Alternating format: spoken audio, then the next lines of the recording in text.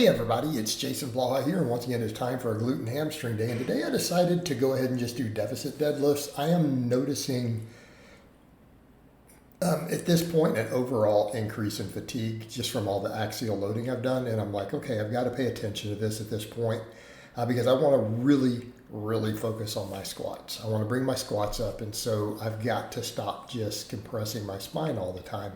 I need to be able to save that for the squat day. So I'm like, these good mornings have to come out. So I'm going to do posterior chain stuff that's just not putting all that extra stress on me. And the same thing. So I decided, let's just do a nice quality set of deficit deadlifts with the stiff bar. Yes, this is, about 35 pounds, 40 pounds less than like my best recent triple with a deadlift bar on the floor. But that's about right. So that's approximately 8% reduction, right? About 8% less. So that's actually about what I expect between both losing the whip of the deadlift bar, going to a straight stiff bar, being on a deficit. Yeah, about an 8% loss. Although I did have another rep in the tank. So I decided to do that. Plus, I get really good grip training. Plus, I get great carryover. I get direct carryover from that to my normal, just straight up conventional deadlift. So anytime I just train that, I can still come in and deadlift pretty big after. But it lets me reduce the axial fatigue a little bit, lets me work on grip a little more. So then I decided to do glute bridges. And yeah, if I notice my waistline's not the best today. Just one of those days. A lot of times that happens. You guys know that when I have a good upper body day, that happens. Also, yeah, after yesterday, I'm woken up feeling my joints a little bit from the double benching. So I decided to run that, see how it went. It's an experiment. It's always like to compare notes. I like to compare notes a lot, right? I've been pretty happy with the once a week stuff in terms of not beating my joints up, even though I wanted my bench up a little more. Like, you know what? It hadn't panned out the way I wanted when I went to the twice a week benching. I'm like, I used to do that. And I've said in numerous videos, got to be careful with that as we get older. It's just not ideal. And so again, I tested it for a couple of weeks. I was hoping I could manage the fatigue. Now, I'm already waking up hurting. Like, I don't wake up in the mornings hurting. So what I was doing previously, clearly better in that regard. So I think that's what I'll do. Go back and focus more on the incline work. Then return to a shoulder day. So I think that's what we'll do. We'll do heavy benching. I don't know that I need to do 3 heavy sets, just like some of my other lifts. Probably 1 top set of bench and then slightly lighter back down work. Right? I could drop down to 275 and work on it. Right? We can do that stuff. So I think that's what we're going to do there. And I want to work the overhead pressing back in for sure on the shoulder day. I may not do it this week, because my shoulders were feeling just a little and I noticed it on the incline bench yesterday. My left shoulder was feeling a little So we need to be careful of these things, right? Because I've had 0 pain in any of these joints for months. Okay, so just something to be aware of. It's my body giving me warning signs. We have to listen to these things. So today on this, I went with some stuff I've done previously successfully. Same sort of setup. Heavy top set of deadlifts. Of course, I did deficit, so it's slightly lighter. Do glute bridges. Those glute bridges, I need to work on them a little bit. They're a little weaker than when I was doing them a few months ago, last year at some point. But still a nice, effective work sets. So I did 515 for 6. You guys have seen me do, I think, up to, about 570 to 585 for that. 5 to 6. So that's not super far under it. I need to get it back up to that.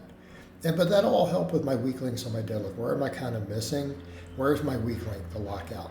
So deficit deadlifts are great for deadlift lockouts. I've discussed why in the past numerous times.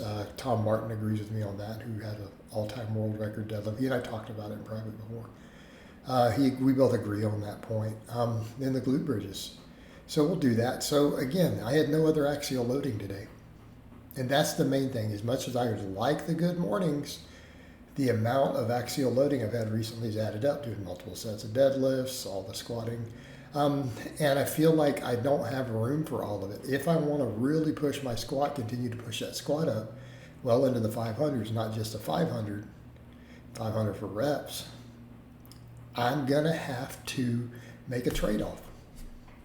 And that's got to be some of the other axial stuff has to go out. Those heavy calf raises have to go.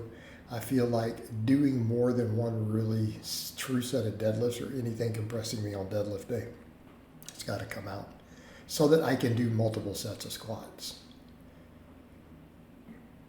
Right, I want to be able to do multiple sets of squats.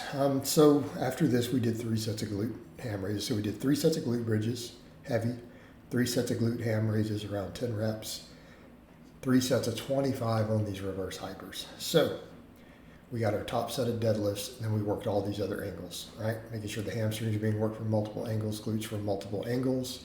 Worked 3 rep ranges here, right? Heavy, moderate, and then really high rep. So again, working all these things. But note, nothing else compressed me. A lot of this other stuff is traction based. So then we did hanging leg raises after. So we really just had the deadlifts compressing the spine, and then everything else has been this other stuff, right? Is what it is. So yeah, and like I said, not super happy about the skin and waistline today. We'll give it a little time. Did a nice good amount of cardio this morning. I feel like the fasted cardio seems to tighten me up faster than anything. And I've been lax on it lately, so let's take it back up a notch. Right? It seems to help even depending on even if I eat higher calories. So here though, we're really looking at putting stuff back in traction. Need to get that traction back on the spine. We need to be pulling the spine back apart instead of compressing it, because it's going to get pushed hard on Friday for the squats, especially if I want to do back down sets, to where I do top set, heavy, and then do back off work, which I really do need to be doing.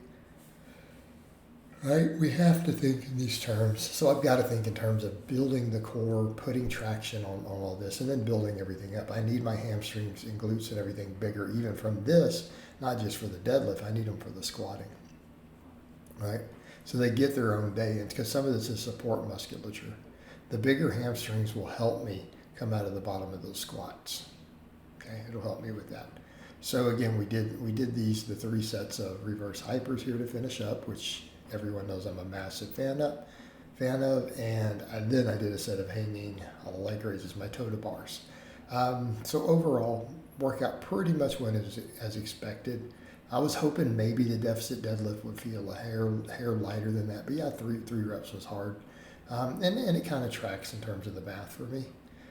So overall, happy with the workout, but definitely was feeling the fatigue today coming in. I was aware it was there, so I had to proceed with caution. So I hope it's been informative, and I'll talk to you guys and gals next time.